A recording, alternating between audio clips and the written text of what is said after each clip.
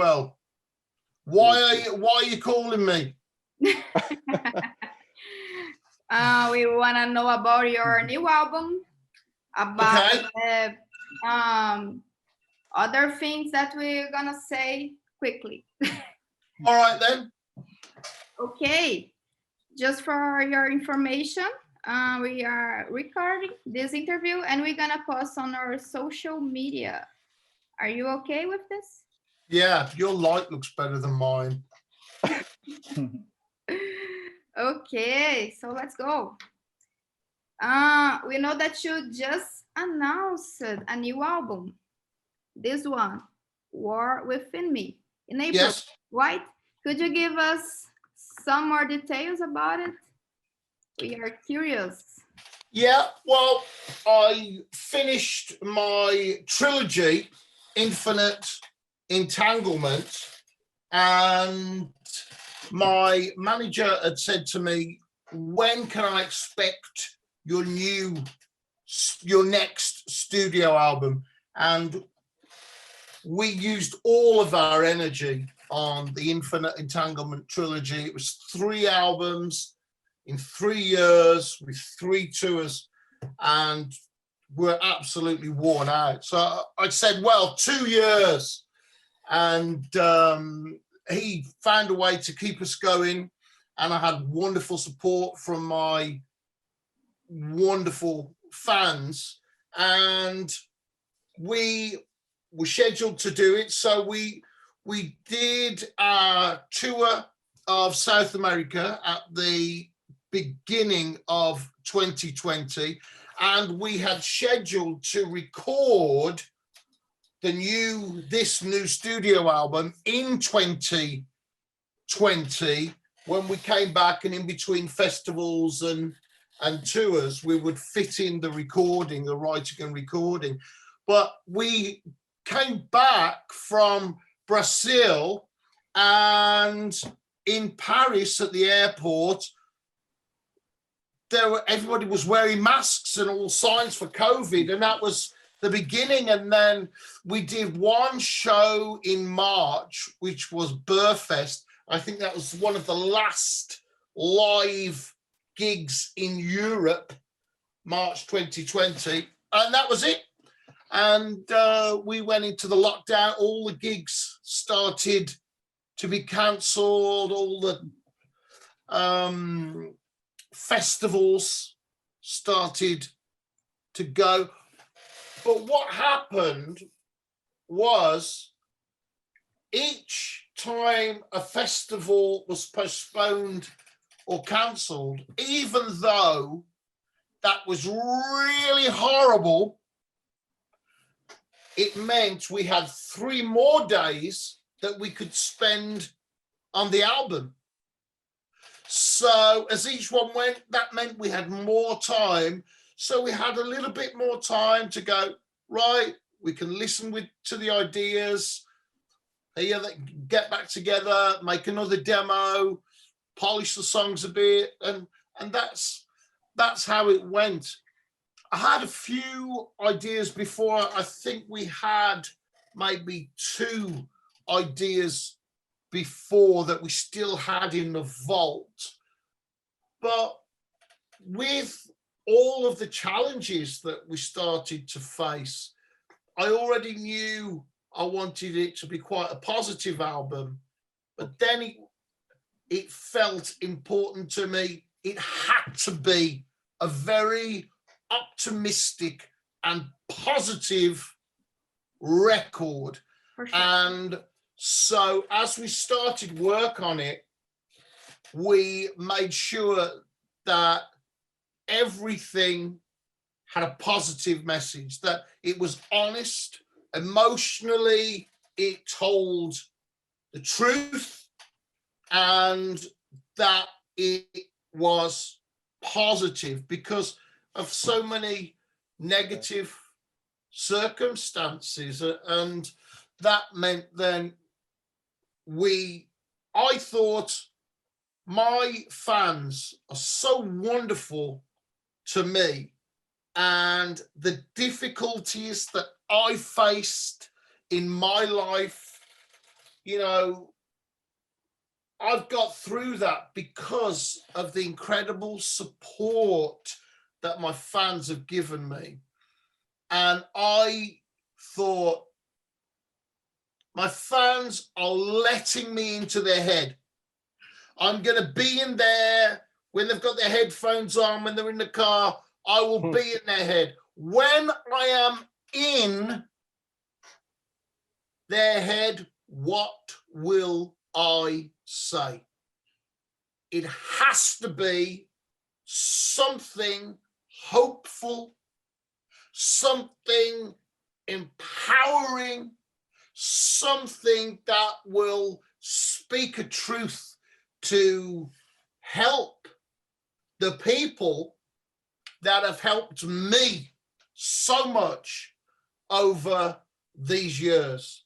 I live my dream of being a professional heavy metal singer because I have incredible support from my wonderful, loyal fans. And so I wanted to do something that my fans, when they felt hopeless, when they felt drained, when they felt broken, they could reach for War Within Me. Oh, get that album, put that on, I go, come on, let's get back, let's go, let's fight, let's continue. And that was it. And everything that we did, we sat here in this room, you know, in a small home studio, and Chris and I just kept going and going. Oh, I've got this bit. What about this? Well, does that bit of the musical journey, that little bit, is that positive? Are we going into the right place? Does it make us want to stand up? Is everything we're doing getting to a place where we feel triumphant? And that's what we kept doing. So every song we did that with. And War Within Me was one of the last ones that we did. And that was an idea that Chris Appleton had all of the music to, and all of the drums. He had this wonderful demo, and he gave it to me. I said, leave it with me. And of course, we had a bit of extra time. So I listened to it, and it was really good. And I was looking at some of the notes that I use for my meditation and to keep me going. And I thought they might be lyrics that fit with this.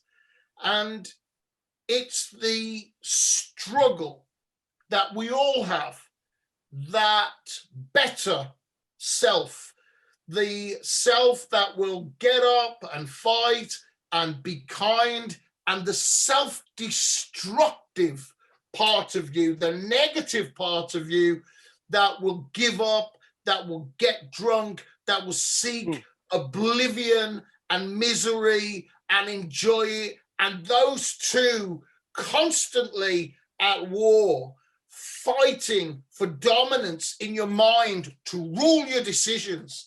And that was War Within Me. And I face that, and many people do, making the decisions every day between being negative, self-destructive and giving up, and being positive and helpful and contributing and taking responsibility. And that was it. And then I had the lyrics to War Within Me, and I think that has a little bit in it where it says stand up.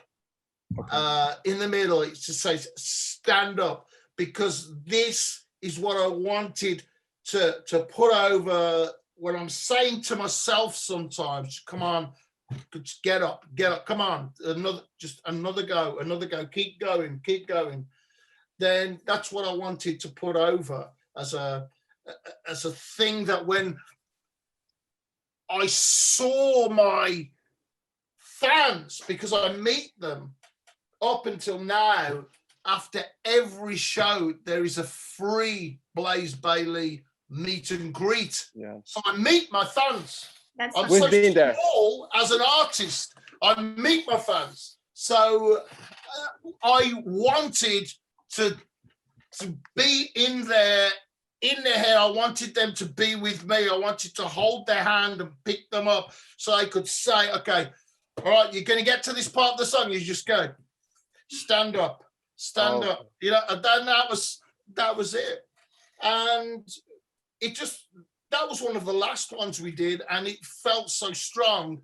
I thought, even though this is about an internal struggle, it has to be the title, because we all have this struggle, sometimes worse, sometimes better, but we all go through these difficulties.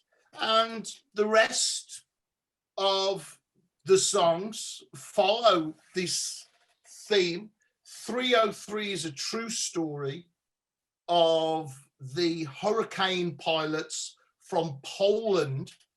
They were invaded by the Nazis. Their families were tortured and murdered. And these pilots made their way to Britain, and they joined the RAF, and they fought the Nazis again with the RAF. And they had a huge role to play in the Battle of Britain and defeating the Luftwaffe. And Warrior is a personal thing where there is a decision that we can make as to how we think of ourselves, the internal dialogue, the words that we use. You could say, I'm such a loser, I'm terrible, I'm a waste of time. Or you can say to yourself, the word, every word that you allow into your mind is important. You can say, I'm a warrior. I'm a warrior, that's it. Broken, damaged, but that does, because I'm down, does not mean that I'm out. Yeah. And that is, you can choose to describe yourself with that word, which is so powerful. And then Pull Yourself Up is a true story about me. The first part is I had a terrible motorcycle accident just when I joined Iron Maiden, and I destroyed my knee in that accident. And I went to the physio for the first session after I got out of plaster, and he said, you will probably never walk without a limp. Whoa. And I said to myself, you don't know me. And that is the first half. The lyric says, come and walk with me, because I managed to build up the strength in the leg. I managed to get the muscle mass back, and I threw away the walking stick, and I managed to walk without a limp. And you can't tell now if I had a motorcycle accident or not. So that was the first part. And then the second part, in the beginning, people said, you can't sing. People said, you will never make it. And they said, give up. And they laughed at me because I saw Ronnie James Dio in Birmingham Odeon on the Holy Diver tour, and he sang Children of the Sea, and that changed my life. I wanted to be Ronnie James Dio, and I wanted to sing in a band and tour the world. And I was on the night shift that night, working at the hotel, cleaning the hotel. And I thought, well, why can't I do that? There's no reason that I can't do it. So I just decided, and I would tell people, I would say, I'm a singer working in a hotel. Before that, I was training to be a hotel manager. Oh. But then I decided to be, I was just alone, I was going to start the management training, and I decided I would be a singer. And people said, they just laughed at me. She can't sing. I said, well, this is what I want to be. I'm going to do it. And a few weeks later, in the local paper, there was a small advert in the music section that said, heavy metal singer required, no experience necessary. And that was Jace and Jeff from Wolfsbane. They were going to school together, and they were just starting Wolfsbane. They started it at school. And I got the job. I think I was the only person that went for the audition. And so that was lucky. It was easy. And that's it. So the second part of it says, come and sing with me. Because people said I couldn't sing. And now here I am talking to you guys. I am a full-time professional heavy metal singer. I work as an artist. I'm supported by my wonderful fans. I own my own record company, which is tiny, only I'm on it. Only I'm on the label. But those people that said I would never make it and I couldn't sing, they have been defeated. Yeah. And so I'm able to say to you, come and sing with me. And that's it. That's what Pull Yourself Up is about. And it's, we don't often have these repetitive choruses, but for some reason that just worked. Pull yourself up, pull yourself up, pull yourself up, pull yourself up, block them out, pull yourself up.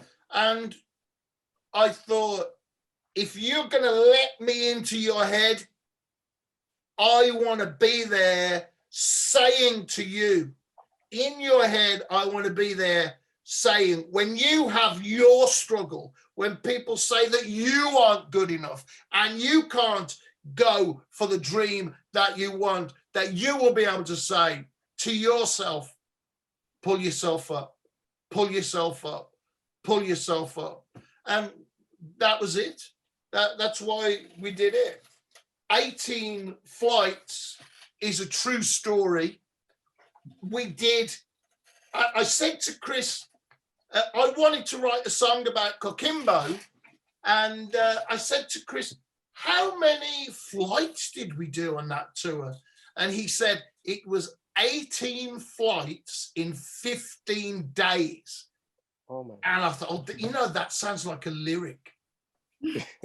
So I wrote that down here on my computer, and I was like, oh, and then it started to come out, because on the tour we were in Chile and we got to Coquimbo, and they organized this fantastic festival. They called it Blaze Fest, and they had all local bands on and wonderful lights, big stage, indoors as well. It was absolutely fantastic. And on the 5th song, which is called Escape Velocity, there's a bit where it breaks down and goes, gun, gun, gun, gun, gun, gun. And fans started running away. I thought, well, it can't be that bad. And then the stage started shaking, and then all the lights went out. And then What's happening? And the organizer shouted, "It's an earthquake!" Oh my God. What? Oh no! And then Martin McNee, the drummer, he's still playing like this. Martin, stop! It's an earthquake! And we had to run out the building, and on the phone, it was tsunami warning. Get to higher ground. We're right next to the sea. It's just there. Like, wow! Oh my God. Man. So we had to get up. It was like a cliff. We had to go, and had to wait there for, I think it was 2 hours, and then the power came back on. We were allowed to go back down to the bits of the building were on the street, and there were a bit of cracks. Oh man! And the main organizer, I mean, we just cancelled. We played we played 4.5 songs, and the gig was over. So we couldn't do anything else. All the equipment was packed away, and everything was too dangerous. So the main organizer there, Omar, I think his name, from Coquimbo, he said, "Blaze, are you going to write a song about it?" And I thought, you know what? It would be a bloody good song. It sounds like a song. I have been in a few earthquakes, small earthquakes, but I've never been playing a gig. So, so then I was trying to think, and I just couldn't. And then I said to Chris, and he said, 18 flights in 15 days, bang, and that was it. So it really came together. And I thought, Deep Purple have got Smoke on the Water. Yes. And I've got 18 days. Yes. That's amazing. That's amazing. So when the pandemic hit, you didn't have an album ready yet. What happened was 2020 was the year that we were going to record. We were scheduled. We already had that on our calendar. It was 2 weeks touring in the UK, and then writing together at my house, then festival writing, festival recording, festival, and then mixing. And so it was all organized. And what happened was, as all of those shows got postponed or cancelled, we just had more time. So what that really means for me, in my style and the way that I write, it's like baking. So if you're making something and you keep opening the oven door, it's never going to quite be as good as it would if you go, close the oven door, look at the time, 20 minutes, that's when I check. It will take the time. Regardless, yes. We did all of the, we wrote almost all of the songs. We did them on this guitar, which is just you can't plug anything in. It's just my old acoustic. And we made a decision early on, the melody, the lyric, the whole journey, all of the chords, the guitar melodies, the guitar solos, most of them have to be on here for the demo. So all of those first demos, as we were writing, we did acoustically. And what happened was, because we didn't have shows to go to and we didn't have to travel, then you would have time where you didn't have to listen to anything. You could come back to it and you could just listen to something on the acoustic. Actually, that does feel good. That is wrong. Oh, no, this is wrong. We should be rearranged. And then we got everything into really good shape. Then we started with the drum, thinking what drums should we have, and what guitar parts, and how should the guitar be, and the particular details started then. And one of the the songs that really stood out from the first writing session was Every Storm Ends.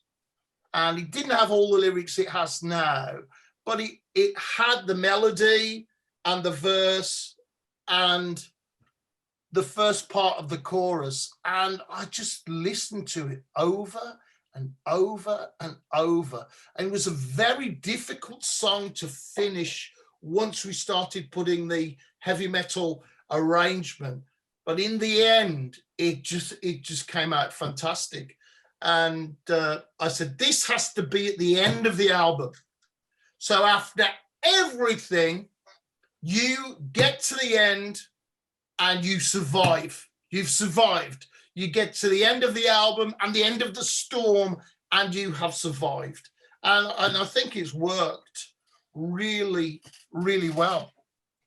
And we got to know that a few songs, like there is some kind of I don't know if a sci-fi feel or like a technology feel, because there are songs, The Dream of Alan Turing, The Power of Nikola Tesla, and Unstoppable Stephen Hawking. These three songs, do they reflect something about technology that you were developing? One of the things I wanted to do was heroes. And I wrote a song about Galileo. And a few people have done that. And his unusual circumstances and things. And I wrote a song about Burt Munro called God of Speed, about his achievements as an old man. People said it was things were impossible for him. He lived in Australia. He wanted to go to, I think it was Australia, and please forgive me if it was New Zealand. He wanted to go to Bonneville and break the world's, and run his motorcycle at Bonneville. And people said it was impossible. He couldn't do it, but he found a way to do it. And he became the world record holder on his motorcycle, you know. So I'd already done ones like that. And then these three people in particular really stuck with me. Alan Turing is the godfather of modern computing. He invented a computer and broke the Enigma code, which during World War II, and it can be argued that that contribution was a major part of the ending of World War II, and beating the Nazis, breaking that Enigma code. He was just a genius. So I wanted to write something about him. And Nikola Tesla, such an interesting character. He's a crazy guy. There's a movie that I watched where he cropped up in, and David Bowie played Nikola Tesla in a movie. And I really wanted to write a song about Nikola Tesla because he invented alternating current, and the lights that we have and everything. It's it's him. Yeah, every pylon that you see, it's because of Nikola Tesla. And he invented the fluorescent light bulb as well. Yes.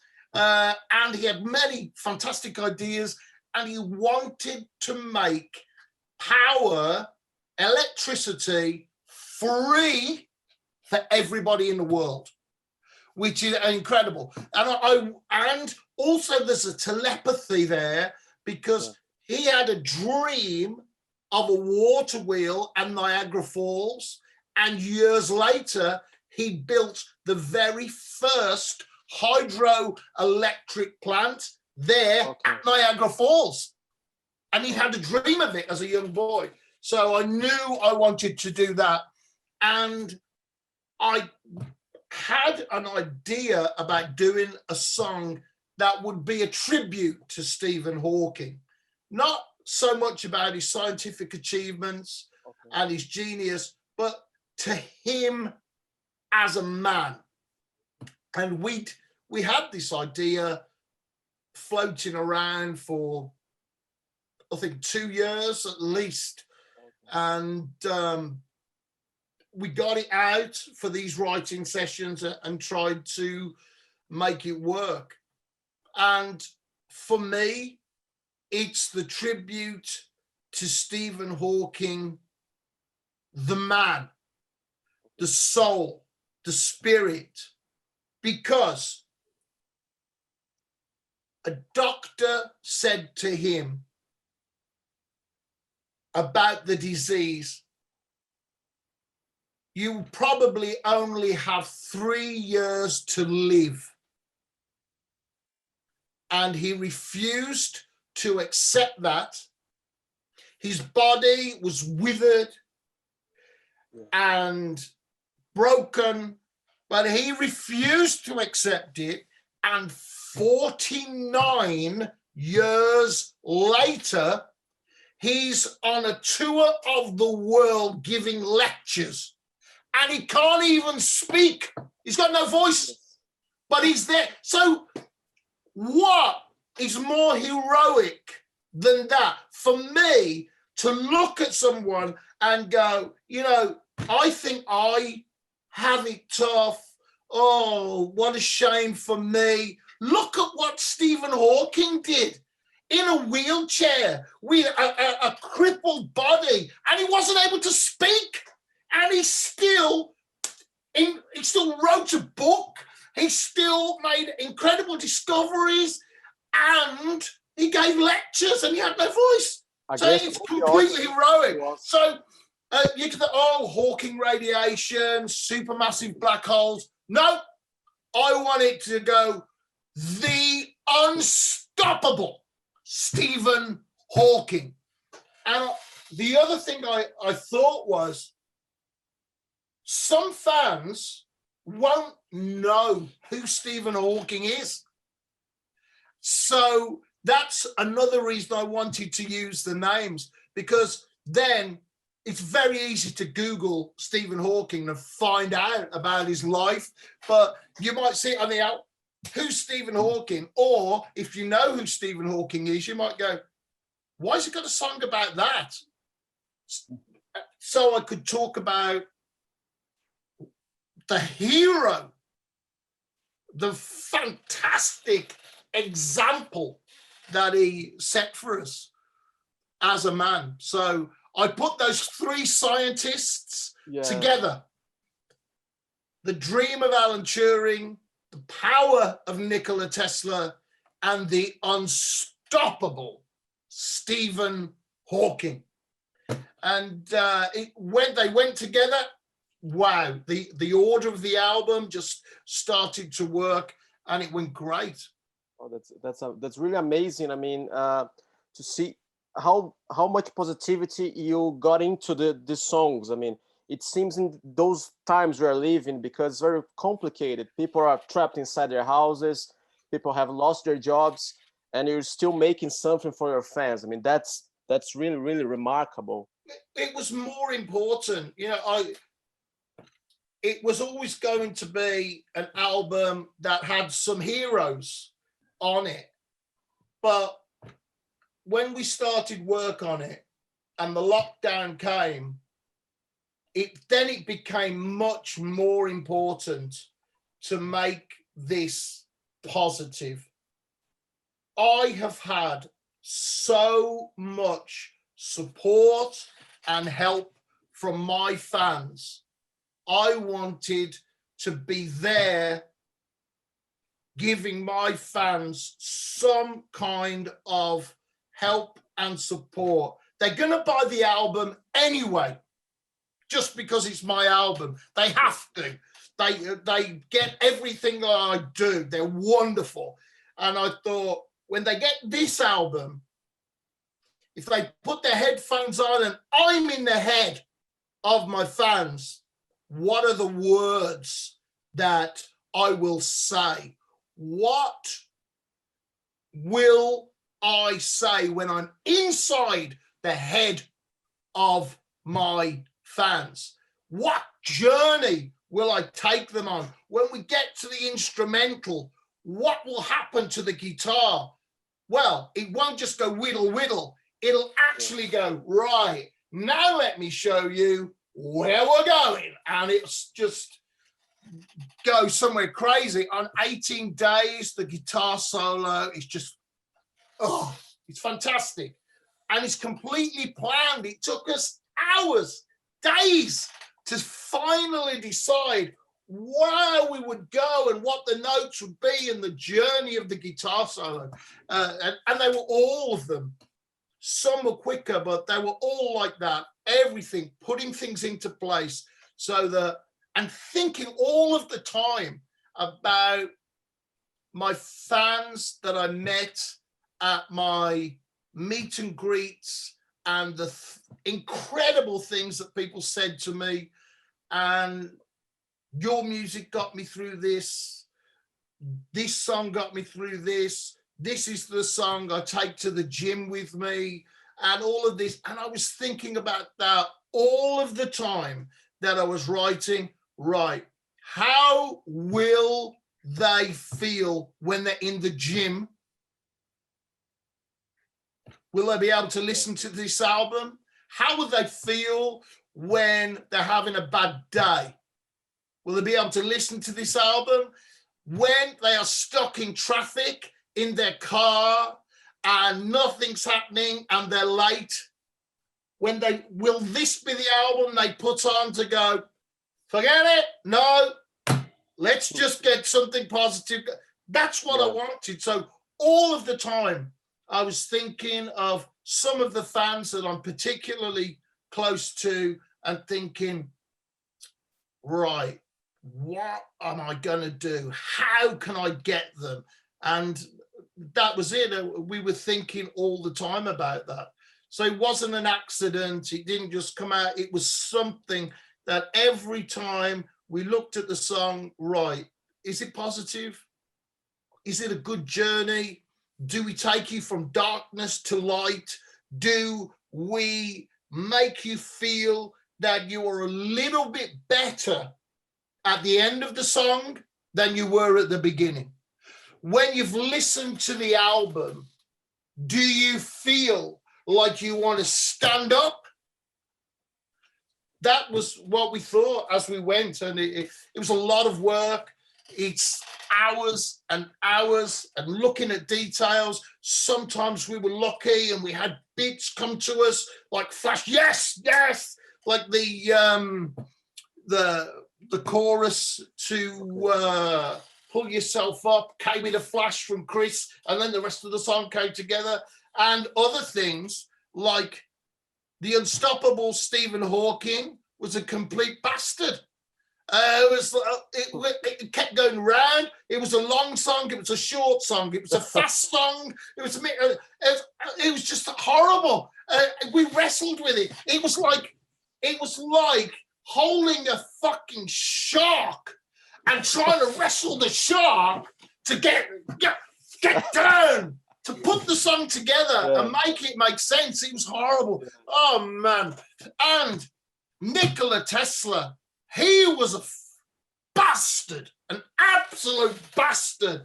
We had this beautiful start. We had this beautiful little bit of chorus, and nothing else made sense. And it just, well, we want this, and we've got this, and it's brilliant. Where's everything else coming from? Oh man, it was so difficult. And then when we got it, you're like, it sounds so natural. It doesn't sound like we've worked on it at all. So yeah, it was some of it was inspiration and some of it was just work. Some things were spontaneous, and some things, I mean, you took like, was built in a way that you guys wanted to achieve a certain point or certain feeling of that song. Is that correct? It's always that way. That's how we work. Chris Appleton and me, most of the ideas that we have, we will go, right, what is the emotion? What is the amount? Right. So what chords do we choose? Which melodies and what chord we put behind the melody gives us the emotion that we want? And do the notes of this melody give us the emotion that we want at this part of our journey in the song? So a lot of it is technique and listening and putting it away and coming back to it, listening again. Yes, it's good. No, it's not. It's good, but it's in the wrong order. That happens a lot of times. Yeah. You know, we'll listen to the demo that we made a week or two before, and we'll go, well, it's backwards. It doesn't start like that at all. It starts like this, and then it's a big argument. Oh no! They have to go back and rearrange the whole thing. Yeah, so Warrior had the fast start, and I said to Chris, it doesn't start like that. I said, it's got a slow start. He goes, I don't think so. I said, well, I do. So we have to rearrange it. So I said, right, well, here's the thing. I said, we'll do 2 demos because it's easy with the technology of today. Yes. Do one demo, we'll have this quiet bit on the start. The other demo will have the fast start. I'm going to go for a walk and I'm going to listen to it and all of that. And I'm going to make a decision. And I came back from the walk and I said, it's the slow start. It's the acoustic start. He says, well, I don't think it is, but it's your decision. Okay.